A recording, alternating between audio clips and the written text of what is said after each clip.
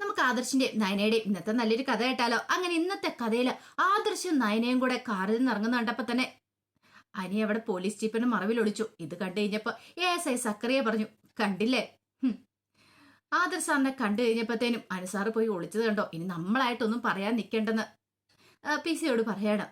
അങ്ങനെ ആദർശം നയനയും കൂടെ അങ്ങോട്ട് വന്നു കഴിഞ്ഞിട്ട് ആദർശ് ചോദിച്ചു, നന്ദു അകത്തില്ലേന്ന് ചോദിച്ചു. ഉണ്ട് സാറേ.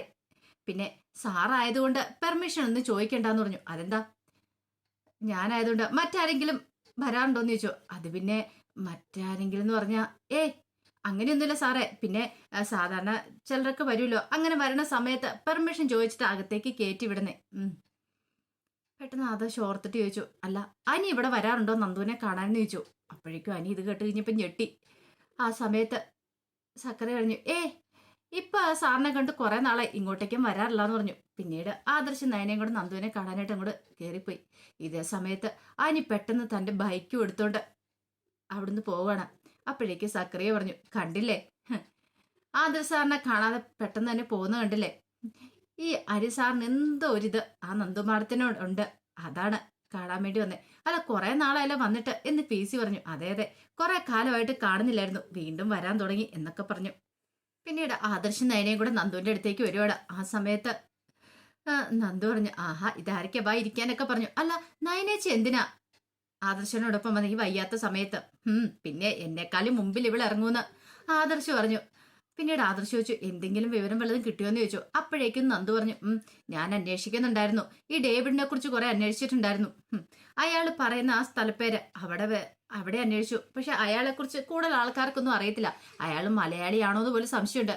അയാൾക്ക് ദുബായിലാണ് വേരുകൾ, റിയൽ എസ്റ്റേറ്റും കാര്യങ്ങളൊക്കെ ആയിട്ട്. ഒരു കാര്യം ഉറപ്പാ, സ്വർണ്ണക്കടത്ത് ഈ പറയുന്ന ജ്വല്ലറി ആയിട്ട് അയാൾക്ക് വലിയ ബന്ധങ്ങളും കാര്യങ്ങളൊന്നും ഇല്ല സ്വർണമായിട്ടൊന്നും. കാരണം അയാൾ ആ ഫീൽഡിലുള്ള ആളായിരുന്നില്ല. അയാളുടെ പിന്നിൽ വേറെ ആരോ ഉണ്ട്, അയാൾ ഇതിനകത്തേക്ക് കൊണ്ടുവന്ന ഒരാള്, അയാളെ ഹെൽപ്പ് ചെയ്യുന്ന ഒരാളെന്ന് പറഞ്ഞു.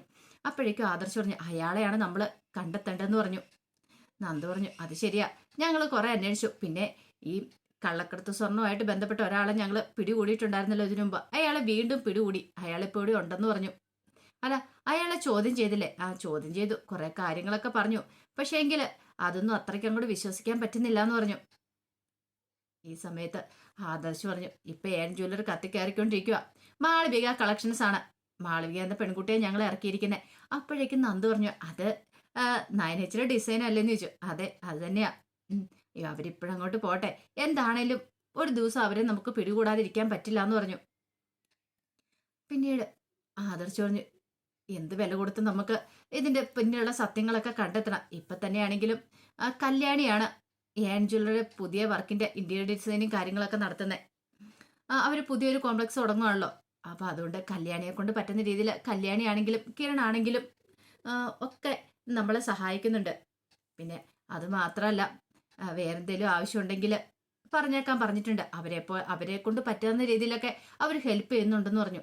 നന്ദു പറഞ്ഞു, പേടിക്കൊന്നും വേണ്ട ആദർശേട്ടാ, എന്താണെങ്കിലും ഞാൻ പല ജോലികളും മാറ്റിവെച്ച് ഇതിന്റെ പിന്നാലെ തന്നെയുണ്ട്. അധികം വൈകാതെ തന്നെ പലതും കണ്ടുപിടിക്കാൻ പറ്റുമെന്ന് തന്നെയാണ് എൻ്റെ വിശ്വാസം എന്ന് പറഞ്ഞു. പിന്നീട് പറഞ്ഞു, ബാ നമുക്ക് അയാളെ ഒന്ന് കാണാന്ന് പറഞ്ഞു. അങ്ങനെ ആ സ്വർണ്ണക്കടത്തുമായിട്ട് ബന്ധപ്പെട്ട് പിടികൂടിയ ആളെ കാണാനായിട്ട് ആദർശ് നയനെ നന്ദുവും കൂടെ ചെന്നു. പിന്നെ അയാളോട് ചോദ്യങ്ങളൊക്കെ ചോദിക്കുകയാണ്.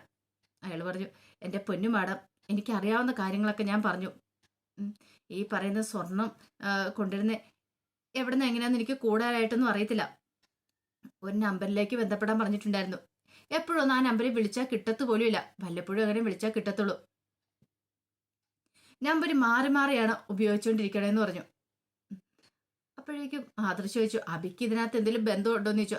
അബിക്ക് സ്വർണ്ണക്കടത്തുമായിട്ട് അത് പിന്നെ അബിസാറിന് നേരിട്ട് ബന്ധമൊന്നുമില്ല, ഞാൻ മുഖേനയാണ്, ഞാനാണ് അബിസാറിന് ഈ സ്വർണ്ണം എത്തിച്ചു കൊടുത്തേ, അത് വിൽക്കാനായിട്ടെന്ന് പറഞ്ഞു. അത് കേട്ടപ്പോൾ നന്ദു പറഞ്ഞു, വെറുതെ കള്ളത്തരം പറയില്ല. എന്തിനാ മാഡം ഞാൻ ഇനി കള്ളത്തരം പറയുന്നത്? കള്ളത്തരം പറയേണ്ട കാര്യമൊന്നുമില്ല. ആ സ്വർണ്ണപ്പണിക്കാരനാണ് മൂർത്തി ജ്വല്ലറി അബിസാറിന് എന്നെ പരിചയപ്പെടുത്തിയത്, അല്ലാതെ അബിസാറിന് നേരിട്ട് ഈ സ്വർണ്ണക്കടത്തുകാരുമായിട്ട് യാതൊരു ബന്ധവും ഇല്ലാന്ന് പറഞ്ഞു. പിന്നെ ഈ സ്വർണ്ണങ്ങളൊക്കെ സൗത്ത് ആഫ്രിക്കയിൽ നിന്നോ മറ്റോ കൊണ്ടിരുന്നതെന്നാ എനിക്ക് തോന്നുന്നത്. അല്ല എങ്ങനെയാ കൊണ്ടിരുന്നതെന്നറിയോ? അതിനെക്കുറിച്ചൊന്നും കൂടുതലായിട്ടുള്ള ഡീറ്റെയിൽസും കാര്യങ്ങളൊന്നും എനിക്കറിയത്തില്ല. ഇപ്പൊ തന്നെ എനിക്ക് പേടിയാണ്, കാരണം ഞാൻ പോലീസ് നിരീക്ഷണത്തിലാണ് എന്നൊക്കെ അവന്മാർക്ക് നന്നായിട്ടറിയാം. പോലീസ് പിടിയിലായെന്നും കൂടെ അറിഞ്ഞു കഴിഞ്ഞിട്ടുണ്ടെങ്കിൽ അവരെന്നെ ബാക്കി വെച്ചേക്കില്ല.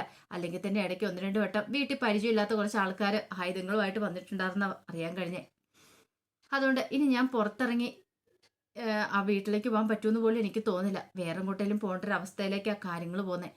അപ്പോഴേക്കും നന്ദു പറഞ്ഞു, വേറെ എങ്ങോട്ടേലും പോയിട്ടുണ്ടല്ലോ, മര്യാദയ്ക്ക് ഇവിടെ ഡെയിലി വന്ന് സൈൻ ചെയ്തോണം. എൻ്റെ സാറേ, ജീവന് പേടിയില്ലാത്ത ആരെങ്കിലും ഉണ്ടോ? ഞാനിപ്പോൾ എല്ലാവരും നോട്ടപ്പുള്ളിയെ ഞാൻ എന്തെങ്കിലുമൊക്കെ വിളിച്ചു പറഞ്ഞോന്ന് മറ്റുള്ളവർക്ക് സംശയമുണ്ട്. അതുകൊണ്ടാന്ന് പറഞ്ഞു. ആദർശിന് മനസ്സിലായി കൂടുതലായിട്ട് അയാൾ ചോദ്യം ചെയ്തിട്ട് കാര്യമൊന്നുമില്ലെന്ന്. നന്ദനോട് പറഞ്ഞു, ബാ നന്ദു എന്നും പറഞ്ഞിട്ട് വിളിച്ചു. അങ്ങനെ പുറത്തേക്ക് വന്നിപ്പം ആദർശ് പറഞ്ഞു, അതെ ഇന്നലെ നന്ദുവിൻ്റെ ബർത്ത്ഡേ അല്ലായിരുന്നു എന്ന് ചോദിച്ചു. അതെ, നന്ദുവിന് വേണ്ടി ഒരു ഗിഫ്റ്റ് കൊടുത്തിട്ടുണ്ടെന്ന് പറഞ്ഞ് ആദർശ് പോയി കാറിനകത്തുനിന്നൊരു പാക്കറ്റ് എടുത്തുകൊണ്ട് വരികയാണ്. നയനെ ആദർശം ചേർന്ന് അത് കൊടുത്തു. അപ്പോഴേക്കും നന്ദു പറഞ്ഞു, ഇതിൻ്റെ ഒന്നും ആവശ്യമില്ലായിരുന്നു പറഞ്ഞു. അപ്പോഴേക്കും നയന് പറഞ്ഞു, ഇത് ഒന്ന് രണ്ട് ജോഡി ഡ്രസ്സും പിന്നെ കുറച്ച് ആഭരണങ്ങളാന്ന് പറഞ്ഞു. ആഭരണങ്ങളോ? എന്തിനാ ഇത്ര വില കൂടിയ സമ്മാനമൊക്കെ? ആദർശ് പറഞ്ഞു, നന്ദു നിനക്ക് എത്ര വന്നാലും മതിയാവത്തില്ല. നീ ഞങ്ങളുടെ അനുജത്തിയല്ലേ, അപ്പൊ അത് മാത്രമല്ല ഇപ്പം ഞങ്ങളെ ഹെൽപ്പ് ചെയ്തുകൊണ്ടിരിക്കുന്നതല്ലേ. ഇതെല്ലാം തെളിഞ്ഞു കഴിയുമ്പോൾ ഇതിനേക്കാളും കൂടുതൽ സമ്മാനങ്ങളൊക്കെ നിനക്ക് തരുന്നുണ്ടെന്ന് പറഞ്ഞു. അപ്പോഴേക്കും നയന പറഞ്ഞു, ഇന്നലെ പിറന്നാളായിട്ട് ആഘോഷിക്കാനൊന്നും പറ്റിയില്ലോ. നന്ദു പറഞ്ഞു, അതെ ആഘോഷിക്കാനൊന്നും പറ്റിയില്ല. അല്ലെങ്കിലും നയനേച്ചി ആദർശേട്ടനും ഇല്ലാതെ എന്താഘോഷം, ഞങ്ങൾ ആഘോഷിക്കും തോന്നുന്നുണ്ടോ? ആദർശ് പറഞ്ഞു, ഇങ്ങനെയുള്ള ആഘോഷങ്ങളൊക്കെ മാറ്റി വെക്കേണ്ട കാര്യമില്ല, ആഘോഷിക്കേണ്ട. വെറുതെ എന്തിനാ ഞങ്ങൾക്ക് വേണ്ടി അതൊക്കെ മാറ്റി വെക്കുന്നേ? അതിൻ്റെ ഒരു ആവശ്യമില്ലായിരുന്നല്ലോ എന്ന് പറഞ്ഞു. നന്ദു പറഞ്ഞു, അത് ശരിയാവത്തില്ല, നിങ്ങൾ എല്ലാവരും കൂടെ ഉണ്ടെങ്കിലല്ലേ ആഘോഷം ആവത്തുള്ളൂ. അപ്പോഴേക്കും നയനോട് ഇന്നലെ ആണെങ്കിൽ വീട്ടില് അവരുടെ വെഡിങ് ആനിവേഴ്സറി ആയിരുന്നു, അനിയുടെ അച്ഛൻ്റെ അമ്മയുടെ വെഡിങ് ആനിവേഴ്സറി ആയിരുന്നു. എന്നിട്ട് അവർ പോലും കേക്കും മുറിച്ച് ആഘോഷിച്ചില്ല, ഞങ്ങളൊന്നും വീട്ടിലില്ലാത്തതുകൊണ്ട്. പക്ഷേ എങ്കിൽ അവരെയും വിളിച്ചുകൊണ്ട് പുറത്തു പോയി അനി. അത് മാത്രമല്ല ജാനകിളയമ്മയ്ക്ക് വില കൂടി എന്തോ സമ്മാനമൊക്കെ കൊടുത്തെന്ന് അറിഞ്ഞെന്ന് പറഞ്ഞു. ഇത് കേട്ട് കഴിഞ്ഞപ്പോൾ നന്ദു ഇങ്ങനെ ഒരു നിമിഷം ഒന്ന് ആലോചിച്ചു. പിന്നീട് നന്ദുവിനോട് പറഞ്ഞു, ഒരു കാര്യം ചെയ്യാം, നമുക്ക് കേക്കൊക്കെ മുറിക്കാന്ന് പറഞ്ഞു. നന്ദു പറഞ്ഞു, വേണ്ട വേണ്ട, ഇനി അതിൻ്റെ ആവശ്യമൊന്നും ഇല്ലാന്ന് പറഞ്ഞു. കുറച്ച് സമയം കൂടെ സംസാരിച്ചിട്ട് പോകാൻ തുടങ്ങി കഴിയുമ്പോൾ നയന ചോദിച്ചു, അല്ല അനി നിന്നെ കാണാൻ വരാറുണ്ടോന്ന് ചോദിച്ചു. ഇല്ലില്ല, അനി എന്നെ കാണാനൊന്നും വരാറില്ല. നീ വിളിക്കാറോ മറ്റോ ഉണ്ടോ? വിളിക്കാറൊന്നും ഇല്ല, ഞങ്ങൾ തമ്മിലൊരു ബന്ധമില്ലാന്ന് പറഞ്ഞു. നീ ഇങ്ങനെ ബന്ധമില്ലാന്ന് പറഞ്ഞാലും അത്ര കണ്ണടിച്ച് ഞാൻ വിശ്വസിച്ചിട്ടൊന്നും ഇല്ല ഇത്. മിക്കവാറും നീയല്ലേ ആള്. നിങ്ങൾ രണ്ടുപേരും ഒളിച്ചും പാത്തും വിളിക്കുന്നുണ്ടായിരിക്കും. പിന്നീട് കുറച്ച് സമയം കൂടെ സംസാരിച്ചതിന് ശേഷമാണ് ആദർശം നയനയും കൂടെ പോകുന്നത്. പിന്നീട് നന്ദു അകത്തേക്ക് വന്നിട്ട് ഫോൺ എടുത്ത് അനിയുടെ മെസ്സേജൊക്കെ കേൾക്കുവാണ്. അപ്പോൾ വോയിസ് മെസ്സേജ് ഒക്കെ അയച്ചിട്ടുണ്ടായിരുന്നു അനി. നന്ദു എന്നോട് ക്ഷമിക്കുക, ഇന്നലെ അച്ഛൻ്റെ അമ്മയുടെ വെഡിങ് ആനിവേഴ്സറി ആയിരുന്നു. ഞാൻ നിന്നെ കാണാൻ വേണ്ടിയിട്ട് ഇറങ്ങുന്ന സമയത്താണ് അമ്മ മുറിയിലേക്ക് വന്ന് വെഡിങ് ആനിവേഴ്സറിയുടെ കാര്യം പറഞ്ഞു. ശരിക്കും ഞാനൊന്ന് മറന്നു പോയിട്ടുണ്ടായിരുന്നു. നിനക്ക് വേണ്ടിയിട്ട് ഞാൻ വില കൂടിയ ഗിഫ്റ്റും മേടിച്ചു വെച്ചായിരുന്നു. അത് അമ്മ കണ്ടു. MD ആയപ്പം അമ്മയ്ക്ക് വേണ്ടിയിട്ട് വില കൂടിയ ഗിഫ്റ്റൊക്കെ മേടിച്ചു കൊടുത്തെന്ന് ഓർത്തുകൊണ്ട് അമ്മ അത് എടുക്കുകയും ചെയ്തു. അതിനുശേഷം പുറത്തുപോയി ഫുഡ് കഴിക്കാമെന്ന് പറഞ്ഞു. പുറത്തുപോയി ഫുഡ് കഴിച്ചു. പോകുന്നതിന് മുമ്പ് ഞാൻ നിന്നെ വിളിച്ചായിരുന്നു. അപ്പം നിന്നെ വിളിച്ചിട്ട് ഫോണ് കിട്ടിയിട്ടുണ്ടായിരുന്നില്ല. പിന്നെ ഞങ്ങൾ കഴിച്ചുകൊണ്ടിരുന്ന സമയത്താണ് നീ വിളിച്ചേ. അപ്പം എനിക്ക് കോൾ അറ്റൻഡ് ചെയ്യാനും പറ്റിയില്ല. അതാ സംഭവിച്ചേ. ഇനിയിപ്പം പറഞ്ഞിട്ടൊന്നും ഒരു കാര്യമില്ല. പിന്നെ ഞാൻ നിനക്ക് വേണ്ടിയിട്ട് വാങ്ങിയ ആ ഗിഫ്റ്റിൻ്റെ ഒരു ഫോട്ടോ അയച്ചു തരാം. ഇനിയിപ്പോൾ അത് അയക്കുന്നതിലും കാര്യമില്ല. എന്നാലും ഞാൻ ഇഷ്ടപ്പെട്ട് വാങ്ങിയതല്ലേ, നിന്നെ ഒന്ന് കാണിക്കണമെന്ന് കരുതി. പിന്നീട് ആ ഡയമണ്ട് നെക്ലേസിൻ്റെ കമ്മലിനെ കൂടെ വീഡിയോ അയച്ചു കൊടുക്കുകയാണ്. അല്ല, ആ വീഡിയോസും കാര്യങ്ങളും അയച്ചു കൊടുക്കുകയാണ്. അത് നന്ദു കണ്ടു. നന്ദുവിൻ്റെ ആകെപ്പാടെ സങ്കടമായിപ്പോയി. അതോർത്തിട്ടല്ല, താൻ അനിയെ തെറ്റിദ്ധരിച്ചല്ലോ എന്ന് ഓർത്തിട്ട്. പിന്നീട് നന്ദു അനിയെ വിളിക്കുകയാണ്. അനിയോട് പറഞ്ഞു, സോറി ഇട്ടോടാന്ന് പറഞ്ഞു. അനി പറഞ്ഞു, സാരമില്ല. എടാ നീ ഇത് എവിടെയാന്ന് ചോദിച്ചു. അതെ, ഞാൻ നിന്നെ കാണാൻ വന്നിട്ട് ഇങ്ങോട്ടേക്ക് പോന്നു. ആദർശേട്ടനും നയനേച്ചിയും വന്ന് ഇപ്പം ഇങ്ങോട്ടേക്ക് മാറി. അവർ പോയെന്ന് പറഞ്ഞു. പോയോ? അതെ, എന്താണെങ്കിലും നിന്നെ കണ്ടിട്ട് പോരുള്ളെന്നും പറഞ്ഞ് ഞാൻ ഇരിക്കുമായിരുന്നു. എന്നാൽ ശരി, നീ ഇങ്ങോട്ടേക്ക് വരാൻ പറഞ്ഞു. വന്ന് കാണാലോ അല്ലേ, പിന്നെന്താ. അങ്ങനെ അനി തിരിച്ച് നന്ദുവിനെ കാണാനായിട്ട് അങ്ങോട്ടേക്ക് വരുവാണ്. ഈ സമയത്ത് SI സക്രിയ ചോദിച്ചു, അല്ല ഇത് എങ്ങോട്ടാ പോണെന്ന് ചോദിച്ചു. നന്ദുവിനെ കാണാനായിട്ട്. ദൈവത്തെ ഓർത്ത് എന്നെ ചീത്ത കേൾപ്പിക്കരുത്. എൻ്റെ പൊന്നു സാറേ, ഇനി ചീത്തയൊന്നും കേൾക്കില്ല. എന്നോട് കയറി ചെന്നോളാൻ പറഞ്ഞു. ഉറപ്പാണല്ലോ അല്ലേ? ഉറപ്പാ. സാർ ഇത്ര ധൈര്യത്തോടെ പറയുമ്പോൾ എന്താണെങ്കിലും ഉറപ്പ് തന്നെ ആയിരിക്കും. ചെല്ലാൻ പറഞ്ഞു. അങ്ങനെ അനി അങ്ങോട്ട് കയറിപ്പോയി കഴിഞ്ഞപ്പോൾ PC-യോട് പറഞ്ഞു, കണ്ടില്ലേ അവർ തമ്മിൽ നല്ല ലോഹ്യത്തിലാ, നല്ല അടുപ്പത്ത് തന്നെയാ. അതുകൊണ്ടല്ലേ ഇത്ര പെട്ടെന്ന് തന്നെ അൻസാറ് വന്നിട്ട് തിരികെ പോയിട്ട് വീണ്ടും കയറിപ്പോയെന്ന് പറഞ്ഞു. അങ്ങനെ നന്ദുവിൻ്റെ അടുത്തേക്ക് അനി ചെല്ലുവാണ്. ചെന്ന് കഴിഞ്ഞപ്പോഴത്തേനും അനി പെട്ടെന്ന് നന്ദുവിനെ ഒന്ന് നോക്കിയിട്ട് കെട്ടിപ്പിടിക്കാൻ ഒരുങ്ങുവാണ്. അപ്പോഴേക്കും നന്ദു പറഞ്ഞു, എന്താടാ നിനക്ക് പരിസരബോധം നഷ്ടപ്പെട്ടോ? ഇത് പോലീസ് സ്റ്റേഷനിലാന്നുള്ള ഓർമ്മ വേണം. അനി പറഞ്ഞു, ആയിക്കോട്ടെ. പിന്നീട് അനി പറഞ്ഞു, സോറി കേട്ടോ എന്തല്ലേ, സാരമില്ലടാ പോട്ടെ, ഇനിയിപ്പോൾ അതിനെക്കുറിച്ചൊന്നും പറഞ്ഞിട്ട് കാര്യമില്ല. അപ്പോഴേക്കും അനി പറഞ്ഞു, ഭാഗ്യം കൊണ്ടാ ഞാൻ രക്ഷപ്പെട്ടെ. ആദർശേട്ടനും നയനേച്ചി ഇങ്ങോട്ട് വന്ന സമയത്ത് ഞാനവിടെ മറിഞ്ഞു വന്നു. നന്ദു പറഞ്ഞു, എന്നോട് ചോദിച്ചായിരുന്നു നീ ഇങ്ങോട്ടേക്ക് വരാറുണ്ടോ, നിന്നെ കാണാറുണ്ടോ എന്നൊക്കെ. ഞാനില്ല എന്നൊക്കെ പറഞ്ഞ് തടി തപ്പി. അനി പറഞ്ഞു, എന്ത് ചെയ്യാൻ പറ്റും, പറഞ്ഞിട്ട് കാര്യമൊന്നുമില്ല. അല്ല, നിനക്ക് നവീൻ തന്ന ഗിഫ്റ്റ് കാണിക്കാൻ പറഞ്ഞു. നന്ദു വെള്ളക്കിടന്ന് മോതിരം കാണിച്ചു കൊടുക്കുകയാണ്. അതെല്ലാം കണ്ടു കഴിഞ്ഞപ്പോഴത്തേനും അനി ചോദിച്ചു, ഇനിയിപ്പോൾ അവന് നിന്നോട് വല്ല ഇഷ്ടമോ മറ്റോ കാണുമോ? അങ്ങനെയൊന്നുമില്ല, പോടാ അവിടുന്ന്. നവീനേട്ടന് മനസ്സിൽ ഏതോ ഒരു പോലീസ് ഓഫീസറാ, ഞാനൊന്നും അല്ലാന്ന് പറഞ്ഞു. ഇത് കേട്ടതും അനി പറഞ്ഞല്ല, നമുക്ക് ഇനിയിപ്പം ഒന്ന് ആഘോഷിക്കണ്ടേന്ന് ചോദിച്ചു. ശരിയാ, ആഘോഷിക്കണം. എന്നൊരു കാര്യം ചെയ്യാം, ഇന്ന് വൈകുന്നേരം ഡിന്നറിന് കൂടിയാലോന്ന് ചോദിച്ചു. എന്നിട്ട് കേക്കും കട്ട് ചെയ്യാം. ശരി, പക്ഷെ ഇനി എന്തെങ്കിലും തടസ്സങ്ങളൊക്കെ ഉണ്ടാവുമോ?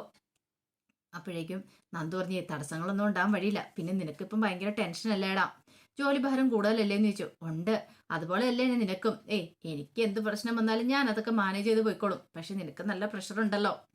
അതെ അതെ, അങ്ങനെയൊക്കെ ഉണ്ട്. ഇടയ്ക്കിടയ്ക്ക് ഞാൻ ആദർശേട്ടൻ നയനേച്ചിയൊക്കെ വിളിക്കാറുണ്ട് പ്രഷർ കൂടി കഴിയുമ്പോൾ. പറഞ്ഞിട്ട് കാര്യമൊന്നുമില്ല. ശരി, നമുക്ക് വൈകുന്നേരം കാണാമെന്നൊക്കെ പറഞ്ഞു. അങ്ങനെ നന്ദുവിനെ അനിയൊന്ന് കെട്ടിപ്പിടിക്കുകയാണ്. അവരുടെ പ്രശ്നങ്ങളും പരാതികളും പരിഭവങ്ങളും കൂടെ അതോടുകൂടി അലിഞ്ഞ് ഇല്ലാതാവുകയാണ്. കുറച്ച് കഴിഞ്ഞപ്പോൾ നരസിംഹ വക്കീലും മൂർത്തി മുത്തച്ഛനെ വിളിക്കുകയാണ്. മുത്തച്ഛനെ വിളിച്ചിട്ട് പറഞ്ഞു, എടോ ഒരു അത്യാവശ്യ കാര്യം പറയാൻ വേണ്ടി വിളിച്ചാന്ന് പറഞ്ഞു ഞാൻ. എന്താടോ കാര്യം എന്ന് ചോദിച്ചു. അതെ, തൻ്റെ കൊച്ചുമോൾ അവന്തികയെ കുറെ കാലത്തിന് ശേഷം ഞാനിന്ന് കാണുന്നേ. കണ്ടു കഴിഞ്ഞപ്പോൾ എൻ്റെ മനസ്സിലൊരു ആഗ്രഹം ഉണ്ടായി, നവീനെ അവളെയും തമ്മിൽ ഒന്നിപ്പിച്ച് എന്താന്ന് അവരുടെ രണ്ടുപേരും വിവാഹം നടത്തിയാലോ എന്ന്. അത് കേട്ടപ്പോൾ മൂർത്തി മുത്തശ്ശൻ പറഞ്ഞു, ആഹാ, അതൊരു നല്ല കാര്യമാണല്ലോ എന്ന് പറഞ്ഞു. അങ്ങനെയാണെങ്കിൽ ഒരു കാര്യം ചെയ്യാം, നവീനെ കൂട്ടി ഞാൻ അങ്ങോട്ടേക്ക് വരാം. അവനോട് ഞാൻ തക്കാലത്തേന് കാര്യമൊന്നും പറയുന്നില്ല, എന്താന്ന് അവിടെ വന്നതിന് ശേഷം അവൻ അറിഞ്ഞാൽ മതി എന്ന് പറഞ്ഞു. മൂർത്തി മുത്തശ്ശൻ പറഞ്ഞു, ആയിക്കോട്ടെ എന്ന് പറഞ്ഞു. കുറച്ച് കഴിഞ്ഞപ്പോൾ നരസിംഹ വക്കീൽ നവീനെ വിളിച്ചു. എന്നിട്ടോട് നമുക്കൊരു സ്ഥലം വരെ പോകണമെന്ന് പറഞ്ഞു. എങ്ങോട്ട്? അതൊക്കെയുണ്ട്. എവിടേക്കാ മുത്തശ്ശ? വല്ല പെണ്ണ് കാണാനോ അതോ വല്ല ക്ഷേത്രത്തിലേക്കോ മറ്റോ ആണോ? എടാ, ക്ഷേത്രത്തിലേക്കൊന്നും അല്ല, എങ്കിൽ പിന്നെ പെണ്ണ് കാണാനായിരിക്കും. അമ്മ എനിക്ക് വേണ്ടി കുറെ ആലോചനകളൊക്കെ കൊണ്ടുവന്ന് വെച്ചിട്ടുണ്ട്. അമ്മയ്ക്കാണെങ്കിൽ എല്ലാരെയും ഇഷ്ടമാ, പക്ഷെ ഞാനല്ലേ സമ്മതിക്കാത്തെ. അപ്പോഴേക്കും നരസിംഹവക്കീൽ എന്തായാലും ഞാനൊരു കാര്യം ഏറ്റേ തന്നെയാ, ഇത് നിനക്കൊരു നല്ല കാര്യത്തിന് വേണ്ടിട്ടാന്ന് പറഞ്ഞു. അപ്പോഴേക്കും നവീൻ പറഞ്ഞു, പെണ്ണ് കാണാനൊന്നും പോകണ്ട കേട്ടോ, അതൊക്കെ നമുക്ക് നോക്കാം. നീ എൻ്റെ കൂടെ ഒന്ന് വന്നാൽ മാത്രം മതി എന്ന് പറഞ്ഞു. നവീൻ എങ്ങോട്ടാ എന്താ ഏതൊന്നും അറിയത്തുണ്ടായിരുന്നില്ല. കുറച്ച് കഴിഞ്ഞപ്പോഴത്തേനും മാളവിക ആദർശിനെ വിളിക്കുകയാണ്. ആദർശിനെ വിളിച്ചിട്ട് പറഞ്ഞു, ഞാൻ ആ ഡേവിൻ്റെ കയ്യിൽ നിന്ന് മാക്സിമം വിവരങ്ങൾ ചോർത്താൻ ശ്രമിച്ചു. പക്ഷേങ്കിൽ അയാളുടെ പിന്നിലുള്ള ആരാന്ന് അയാൾ വ്യക്തമായിട്ട് പറഞ്ഞിട്ടില്ല. അയാൾക്ക് ഈ പറയുന്ന ഡിസൈനെ കുറിച്ചൊന്നും കാര്യമായിട്ടൊന്നും അറിയത്തില്ല. അയാളെ വേറെ ആരോട് ചോദിച്ചിട്ട കാര്യങ്ങളൊക്കെ പറയണേ. അത് ആരോടാന്ന് ചോദിച്ചു കഴിഞ്ഞപ്പോൾ ഒരു മാർക്കറ്റിംഗ് ടീമിനോടാന്ന് പറഞ്ഞേ. പക്ഷെ അതൊന്നുമല്ല, ഇതിന്റെ പിന്നിൽ ഏതോ ഒരു ബിനാമിയുണ്ട്, അയാളാണ്. അയാളെ വിളിച്ചിട്ടാണ് കാര്യങ്ങളൊക്കെ സംസാരിക്കുന്നത്. ഞാൻ കൊടുക്കുന്ന ഡിസൈനൊക്കെ അയാളെ കാണിക്കും. അല്ലാതെ ഈ പറയുന്ന അയാൾക്കൊരു മണ്ണാങ്കട്ടെ അറിയത്തില്ല. അയാൾക്ക് ഡിസൈനും കാര്യങ്ങളുടെ ABCD പോലും അറിയത്തില്ലാത്ത ആളാന്ന് പറഞ്ഞു. സാരമില്ല, സാറ് വിഷമിക്കണ്ട, എന്നെ കൊണ്ട് പറ്റാവുന്ന രീതി ഞാൻ ഹെൽപ്പ് ചെയ്യാന്ന് പറഞ്ഞ് മാളവിയെ കോള് കട്ട് ചെയ്തു. അപ്പോഴേക്കും നയന ആദർശിന്റെ അടുത്ത് വന്നു. പിന്നീട് ആദർശ് നയനോട് പറഞ്ഞു, അതെ, മാളവികയെ വിളിച്ചേ ഡേവിഡിനെ കുറിച്ചുള്ള വിവരങ്ങളൊക്കെ കളക്ട് ചെയ്യാൻ ശ്രമിച്ചു പോലും, പക്ഷെ കൃത്യമായിട്ടൊന്നും കിട്ടുന്നില്ലെന്നാ പറഞ്ഞേ. അയാളുടെ പിന്നിൽ ആരാ ഉള്ളേന്ന്. ഒരു എക്സ് എന്ന് പറയുന്ന ഒരാളെ അയാൾ ഇടയ്ക്കിടയ്ക്ക് വിളിക്കുന്നുണ്ട്. പക്ഷെ അത് ആരാ എന്താന്ന് നമ്മൾ കണ്ടെത്തേണ്ടിയിരിക്കുന്നു പറഞ്ഞു. ഇത് കേട്ട് കഴിഞ്ഞപ്പോൾ നയന ഇങ്ങനെ ആലോചിക്കുകയാണ്. അപ്പോൾ അതിന്റെ വിശേഷങ്ങളൊക്കെ നമ്മൾ കാണുന്നത്. ഇതിന്റെ ബാക്കി വിശേഷങ്ങളുമായിട്ട് വൈകുന്നേരത്തെ പ്രൊമോയി വരാട്ടോ. അതിനുമുമ്പ് ഒരു കാര്യം പറഞ്ഞോട്ടെ, വീഡിയോ ഇഷ്ടപ്പെടുവാണെങ്കിൽ ഒന്ന് ഹൈപ്പ് ചെയ്യാൻ മറക്കരുതേ. അതോടൊപ്പം തന്നെ ആദ്യമായിട്ട് കാണുന്നവരാണെങ്കിൽ സബ്സ്ക്രൈബ് ചെയ്യാൻ മറക്കരുത് കേട്ടോ. ഒരിക്കൽ കൂടി എല്ലാവർക്കും ശുഭദിനം നേർന്നുകൊണ്ട് നിർത്തുന്നു. നന്ദി.